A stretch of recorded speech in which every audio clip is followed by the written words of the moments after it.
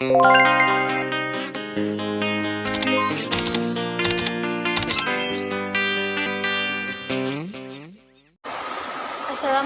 warahmatullahi wabarakatuh. Perkenalkan, nama saya Miranda Wulandriyanti dengan NIM 22017093 dari Prodi Sastra Indonesia NK akan menjelaskan tentang teori resepsi sastra dan penerapannya atau pragmatik sastra. Itu teori resepsi sastra. Dalam resepsi sastra, peranan pembaca yang tidak tahu proses kreativitas memegang peranan penting dalam penelitian, karena pembaca merupakan penikmat, nilai, dan memanfaatkan karya sastra sehingga penulis yang mengetahui keseluruhan tentang karyanya tidak dianggap. Penelitian resepsi meneliti teks sastra dengan bertitik tolak terhadap pembaca sebagai pemberian reaksi. Pertemuan antara pembaca dan teks sastra menyebabkan terjadinya proses penafsiran teks oleh pembaca yang hasilnya adalah pengakuan makna teks. Menurut Segers pada tahun 2000, estetika resepsi secara ringkas dapat disebut sebagai suatu ajaran yang menyelidiki teks sastra berdasarkan reaksi pembaca yang nyata dan mungkin terhadap karya sastra. Secara etimologis, resepsi sastra berarti tanggapan terhadap karya sastra. Kata resepsi berasal dari kata receiver atau dalam bahasa Latin, lalu reception dalam bahasa Inggris yang memiliki arti penerimaan atau penyambutan pembaca. Dalam artian luas, resepsi sastra berarti pengelolaan teks, cara-cara pemberian makna terhadap karya sastra sehingga dapat memberikan tanggapan. Tidak hanya dilakukan antara karya dan pembaca, tetapi juga pembaca sebagai sejarah dalam periode tertentu terhadapnya.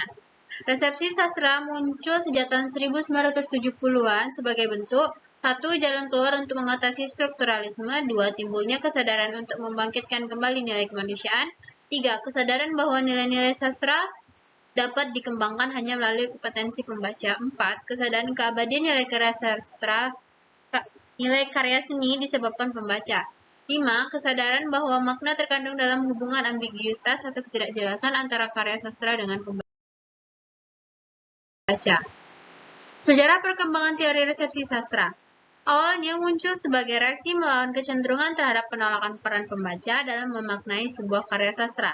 Pertama-tama yang dibahas ialah perkembangan dalam strukturalisme Praha dengan nama seperti Mukarovsky dan Vodicka. Teori Mukarovsky terhadap karya sastra berpangkal pada aliran formalis sebagai usaha untuk memahami karya sastra sebagai realisasi fungsi puitik bahasa. Perkembangan dalam teori resepsi sastra yang sistematik baru dilakukan di akhir bagian tahun 60-an di Jerman Barat, terutama melalui dua nama, yaitu Hans Robert Jauss dan Wolfgang Iser. Dan pendekatan ini baru mendapat perhatian yang meluas dunia pada akhir 70-an. Hans Robert Jauss merupakan salah satu pemikir yang memiliki kontribusi besar terhadap lahirnya teori resepsi sastra. Pada waktu itu, idenya dianggap sebagai ide yang menggegerkan ilmu sastra tradisional di Jerman Barat pada saat itu. Esainya yang berjudul The Change in the Paradigm of Literary Scholarship atau perubahan paradigma dalam ilmu sastra. Selanjutnya, dasar teori resepsi sastra. Resepsi sastra dapat melahirkan tanggapan, reaksi, atau respon terhadap sebuah karya sastra dikemukakan oleh pembaca sejak dulu hingga sekarang. Akan berbeda-beda antara pembaca satu dengan yang lain. Begitu juga setiap periode berbeda dengan periode lainnya. Hal ini disebabkan oleh perbedaan cakrawala harapan atau viewing horizon atau horizon of expectation. Cakrawala harapan ini adalah harapan-harapan seorang pembaca terhadap karya sastra. Ada 3 dasar faktor cakrawala harapan yang dibangun pembaca. Yang pertama, norma-norma genre, terkenal teks yang diresepsi. Kedua, relasi implisit dengan teks yang telah dikenal. Ketiga, kontradiksi diksi dengan kenyataan. Ada 3 macam pembaca. Yang satu, pembaca sesungguhnya. Yang kedua, pembaca implisit atau memungkinkan terjadinya komunikasi antara teks dengan pembacanya. Ketiga, ada pembaca eksplisit, yaitu pembaca yang berada di luar teks atau yang bisa disapa secara langsung. Selanjutnya ada pendekatan pragmatik sastra. Secara umum, pendekatan pragmatik adalah pendekatan kritik sastra yang ingin memperlihatkan kesan dan penerimaan pembaca terhadap karya sastra. pendekatan pragmatik muncul bertolak dari teori resepsi sastra dalam pemahaman karya sastra yang merupakan reaksi terhadap kelemahan pada pendekatan struktural. Pendekatan pragmatik merupakan pendekatan yang memandang karya sastra sebagai sarana untuk menyampaikan tujuan tertentu pada pembaca. Tujuannya seperti tujuan pendidikan, moral agama, dan lainnya. Pendekatan pragmatik memberikan perhatian utama terhadap peranan pembaca dalam kaitannya dengan salah satu teori modern yang paling pesat perkembangannya, yaitu teori resepsi. Pendekatan pragmatik dipertentangkan dengan pendekatan ekspresif. Secara historis, pendekatan pragmatik telah ada pada tahun 14 sebelum Masehi, terkandung dalam Ars Poetica atau Fatius. Tetapi secara teoritis, pragmatik dimulai dengan lahirnya strukturalisme dinamik. Stagnasi strukturalisme memerlukan indikator lain sebagai pemicu proses estetis, yaitu pembaca. Pengertian pragmatik menurut para ahli.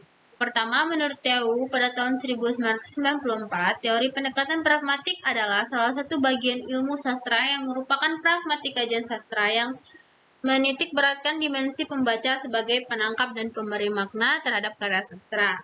Yang kedua, Felix Feditka dari Polandia mengatakan pendekatan pragmatik merupakan pendekatan yang tak ubah artefak atau yang tak ubahnya artefak atau benda mati, pembacanya lah yang menghidupkannya sebagai proses konkretasi. Yang ketiga ada Dawes dan Husserl pada tahun 1960. Pendekatan pragmatik merupakan intervensi pembaca terhadap karya sastra ditentukan oleh apa yang disebut horizon penerimaan yang mempengaruhi kesan tanggapan dan penerimaan karya sastra. Selanjutnya, sejarah pendekatan pragmatik. Pada tahun 1960 muncul dua orang tokoh ilmu sastra di Jerman Barat. Kedua tokoh itu bernama Hans Robert dan Wolfgang Lehr. Keduanya mengembangkan ilmu sastra yang memberikan penekanan terhadap pembaca sebagai pemberi makna karya sastra. Hal yang diterima dan dipahami oleh pembaca berpengaruh pada perkembangan karya sastra.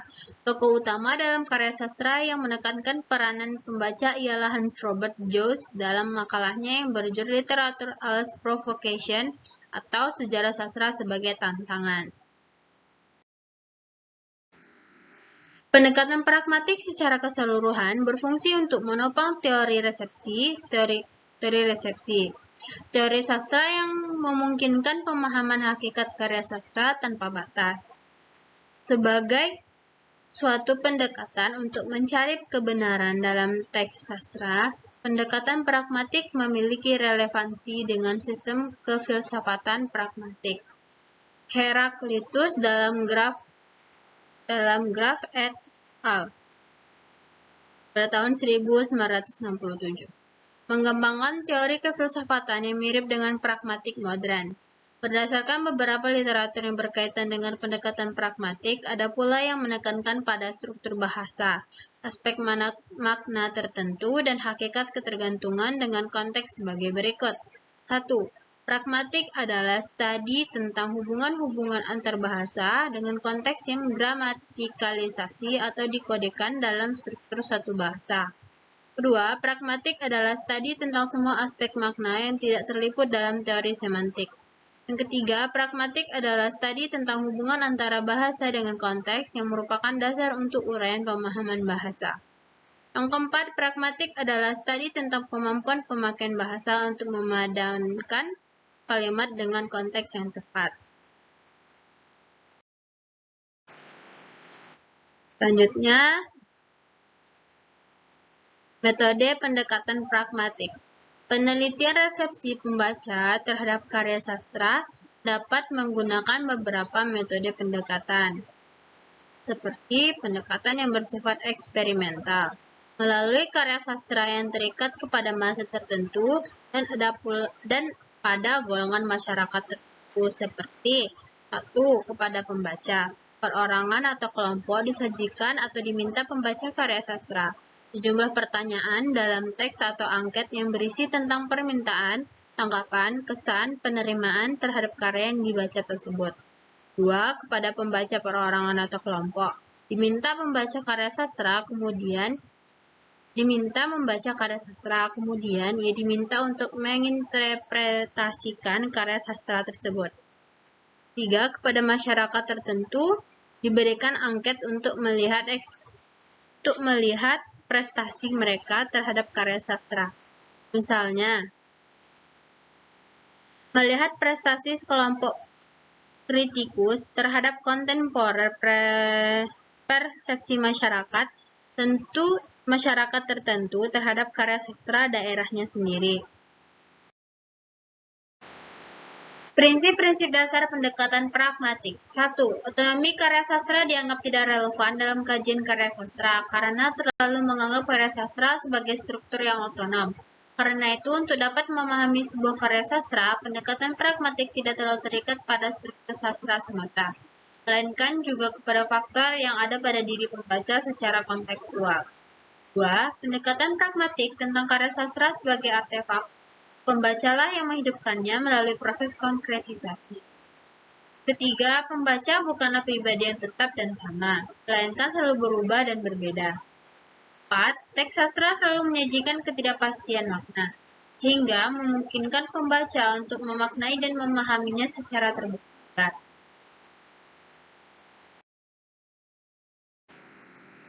Karakteristik pendekatan pragmatik dalam menelaah karya sastra. 1. Pendekatan pragmatik memiliki asumsi dasar bahwa karya sastra merupakan sesuatu yang bersifat artefak, atau benda yang belum memiliki jiwa, tetapi memiliki jiwa jika sudah dipahami atau dinikmati. 2. Bentuk telaah kompleks, karena dalam menentukan makna atau unsur intrinsik, melainkan juga unsur ekstrinsik seperti pengarang, pembaca, dan genetik karya sastra. 3. Dalam menelaah, unsur yang menjadi objek telaah mencakup seluruh unsur, baik fisik maupun batin, dan unsur-unsur lain yang dapat dijadikan acuan untuk mengkonkretisasikan makna yang abstrak. 4. Teknik telaah pragmatis dan dialektik, yaitu dengan melibatkan pengalaman pembaca, pengarang, di samping unsur intrinsik yang menjadi acuan telaah. 5. Dasar pertimbangan dalam penentuan makna adalah perpaduan unsur intrinsik dengan unsur ekstrinsik serta faktor genetik dan pengalaman yang dipunya pembaca. 6. Esensi karya sastra adalah makna setiap unsur, hubungan antara unsur dan keterpaduannya dihubungkan dengan konteks, kesemestaan, dan sistem kognisi pembaca. Baiklah, hanya itu yang dapat saya sampaikan. Apabila ada kesalahan dalam pengucapan dan penyampaian, saya minta maaf. Wabillahi taufiq wal hidayah. Wassalamualaikum warahmatullahi wabarakatuh.